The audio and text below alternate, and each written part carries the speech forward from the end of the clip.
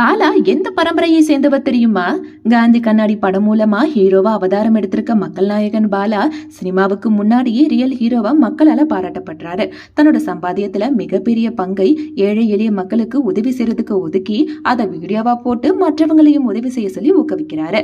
Ambulance, RO purifier, laptop, stall, cycle, bike, scooty, school fees, மளிகை பொருட்கள், வெள்ள பாதிப்பு நிதி உதவி, காலேஜ் ஃபீஸ், மருத்துவ உதவின்னு அவர் செய்யாத உதவியே இல்லைன்னு தான் சொல்லணும்.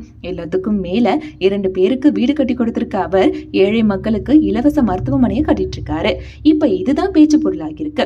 ஒரு பேட்டியில பேசின நடிகர் கூல் சுரேஷ் பாலாவை எக்கச்சக்க வார்த்தைகளால அர்ச்சனை செய்திருக்காரு. அவர் பேசும்போது இலவச மருத்துவமனை மற்றும் முடியாதவங்களுக்கு உதவி செய்ய இந்த பாலா பையனுக்கு எங்க இருந்து பணம் கிடைக்குது? அவன் ராஜ பரம்பரையோ ஜமீன் பையனோ கிடையாது.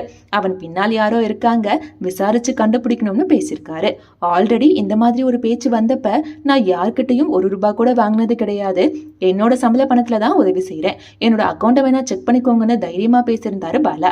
இப்படிப்பட்ட நிலையில கூல் சுரேஷ் பேசினது ரசிகர்கள் மத்தியில கடுப்பேத்திருக்குன்னு தான் சொல்லணும்.